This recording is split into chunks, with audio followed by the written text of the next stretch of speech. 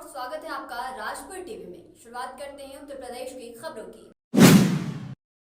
मथुरा में नई शिक्षा नीति के क्रियान्वयन की शुरुआत डॉक्टर भीमराव अम्बेडकर विश्वविद्यालय आगरा के कुलपति विनय पाठक के कुशल नेतृत्व में की जा चुकी है।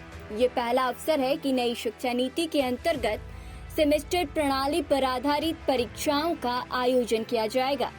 कुलपति के दिशा निर्देश में बीएसए कॉलेज मथुरा को नई शिक्षा नीति के सुचारू क्रियान्वयन के लिए दिशा निर्देश प्रदान करने के लिए नोडल केंद्र के रूप में चयनित किया गया है।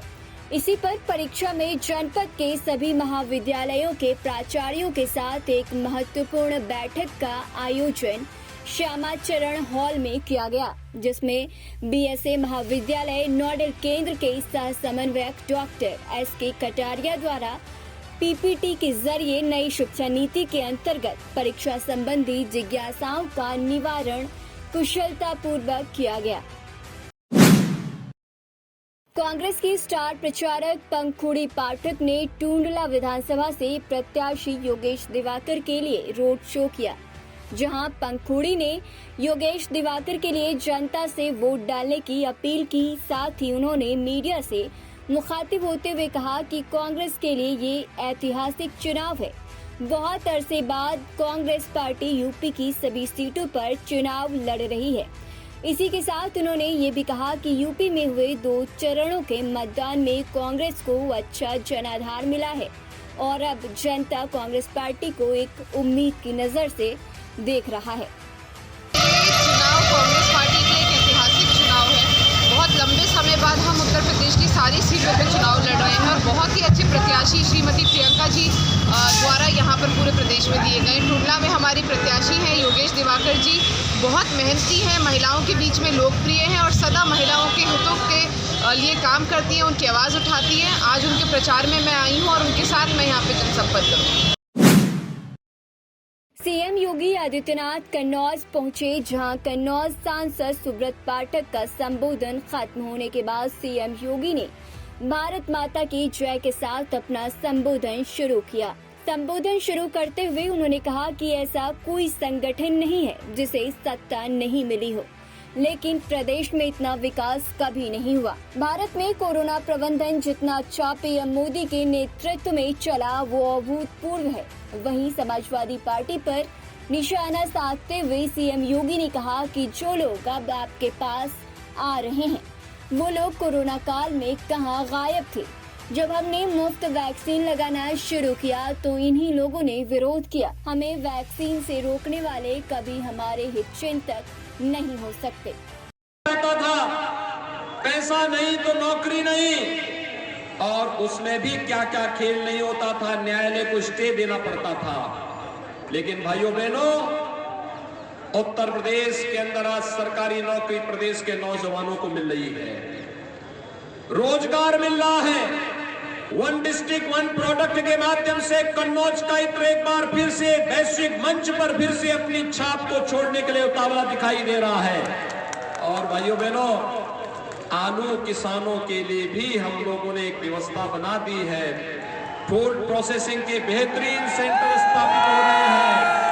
आलू का न्यूनतम समर्थन मूल्य घोषित होकर के किसी भी किसान को परेशान नहीं होना पड़ेगा। सरकार आज उस दिशा में कार्य कर रही है।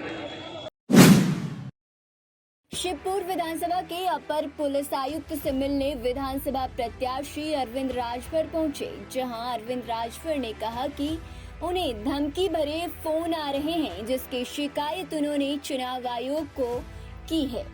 उन्होंने चुनाव आयोग से गुहार लगाया कि उनकी सुरक्षा व्यवस्था पर विशेष ध्यान दिया जाए।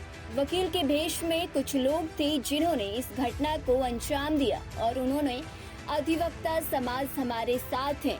अधिवक्ता के भेष में कल सरकारी गुंडे आए थे जो भारतीय जनता पार्टी के थे। पुलिस प्रशासन ने ऐसे गुंडों को पहचान नहीं पाया और कल बहुत बड़ी घटना को अंजाम देने वाले थे। देखिए, कल नामांकन के दौरान जो घटना घटित हुई है वो बहुत बड़ी घटना है। ये कहीं न कहीं लोकतंत्र पर एक दाग लगा है और चुनाव आयोग संदेह के घेरे में आ गया है।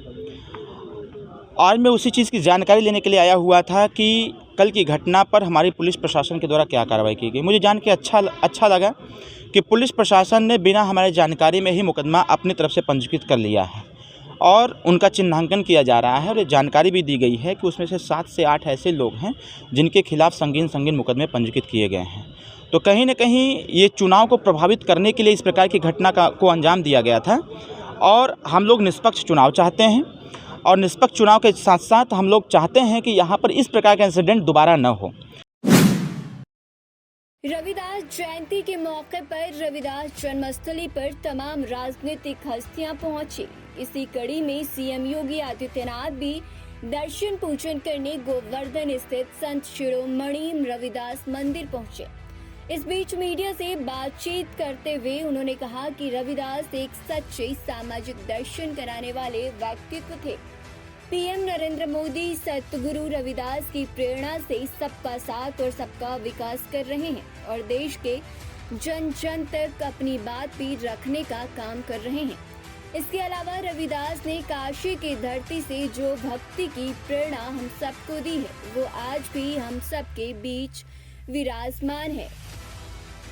मित्रों, आज माघी पूर्णिमा है। सदगुरु संत शिरोमणि रविदास जी महाराज का पावन जन्मदिन भी है। ये हमारा सौभाग्य है कि संत रविदास जी महाराज का जन्म इस काशी की पवित्र धरती पर शीर गोवर्धन में हुआ है और आज यहाँ पर लाखों की संख्या में श्रद्धालु जन उपस्थित होकर के सदगुरु के प्रति अपनी विनम्र श्रद्धा को व्यक्त कर रहा है। हम सब जानते हैं कि प्रधानमंत्री मोदी जी के नेतृत्व में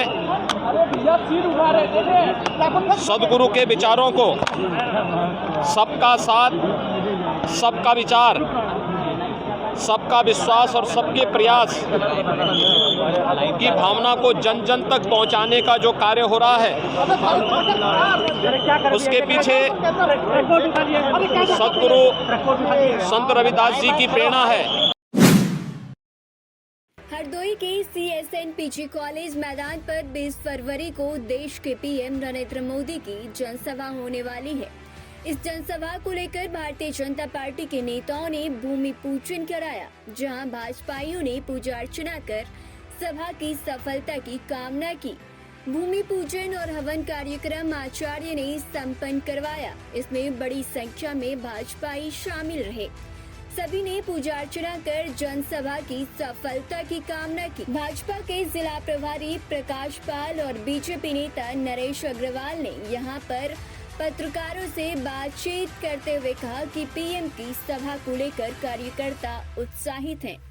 आगामी 20 फरवरी को विश्व के सबसे लोकप्रिय नेता, भारत के यशस्वी प्रधानमंत्री माननीय नरेंद्र मोदी जी की यहाँ एक विशाल जनसभा आयोजित की गई है। उस जनसभा के आज प्रारंभ है।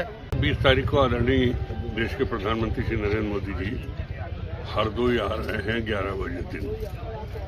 इसी ग्राउंड पे उनकी रैली होगी और मैं समझता हूँ उत्तर प्रदेश की सबसे बड़ी रैली होगी। तो उस रैली को सफल बनने के लिए हम लोगों के यहाँ कोई भी शुभ काम होता है तो पहले हवन, पूजा, ये सब हिंदू धर्म के लिए जरूरी भी है। ऐसी ही खास खबरों के लिए देखते रहिए राजपुर टीवी, सबसे पहले भारत। अब आप अपने पसंदीदा चैनल राजपुर टीवी को देख सकते हैं पसंदीदा OTT प्लेटफॉर्म पर। Dailyhunt, Rock TV, MX प्लेयर, i2i, इबाबा, Vodafone TV, Jio TV, Jio Fiber box, Paytm TV, IPTV Galaxy, Fastway, IPTV और रॉक टीवी पर।